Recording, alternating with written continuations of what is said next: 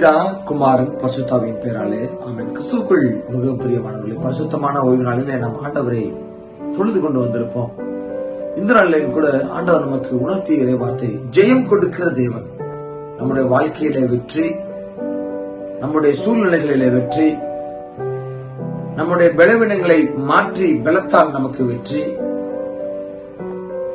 அன்பிலே நமக்கு வெற்றி, அரவணைப்பிலே நமக்கு வெற்றி, ஆம் எல்லாவற்றிலும் ஜெயம் கொடுக்கிற கர்த்தராகிய ஆண்டவராலே இவை அனைத்தும் சாத்தியமாகும். 1 கொரிந்தியர் அதிகாரம் 15வது அதிகாரத்துல 57வது வசனம், நம்முடைய கர்த்தராகிய இயேசு கிறிஸ்துவினாலே நமக்கு ஜெயம் கொடுக்கிற தேவனுக்கு தோத்திரம். எல்லாரும் ஒரு ஆமென் சொல்லலாமா? ஆமென்.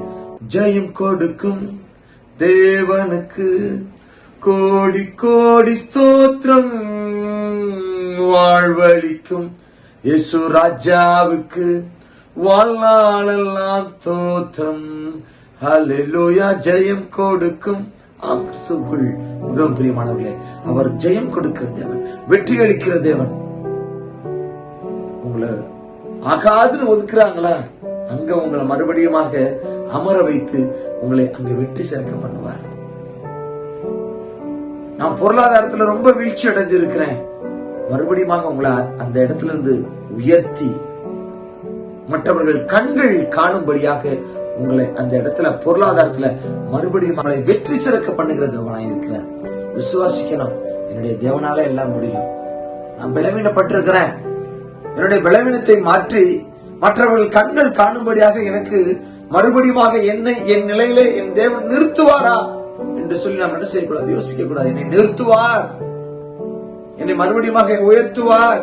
என் பலவீனத்திலே தேவனுடைய பலன் பூரணமாய் விளங்கி நான் மறுபடியும் சுகத்தோடு கூட நான் என்ன செய்வேன், அனைத்து காரியங்களிலும் ஈடுபடுவேன் என்கிற விசுவாசம் எனக்குள்ள இருக்கணும். அந்த ஜெயத்தை தருகிறவர் ஆண்டவர், அந்த வெற்றியை தருகிறவர் ஆண்டவர்.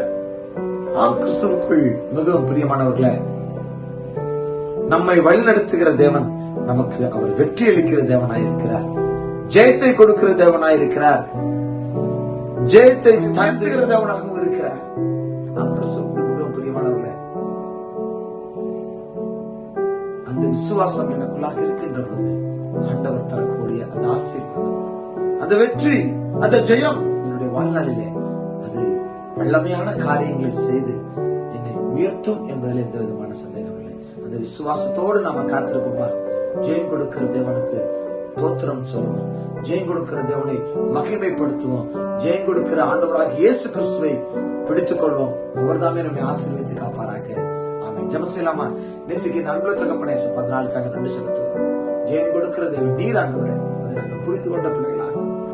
ஆமாண்டவரே, மனிதர்கள் பின்னாடியோ பொருளாதாரத்தின் மூலமாக நான் வெற்றி பெற்று விடுவேன் என்று சொல்லி என்னுடைய சிந்தனைகளை நான் நினைத்துக் கொண்டோ ஓடிவிடாதபடி எனக்கு ஜெயம் கொடுக்கிறவர், எனக்கு ஜெயம் கொடுக்கிறவர் ஆண்டவராக இயேசு கிறிஸ்து, என்னை வெற்றி சிறக்க பண்ணுகிறவர் ஆண்டவராக இயேசு கிறிஸ்து.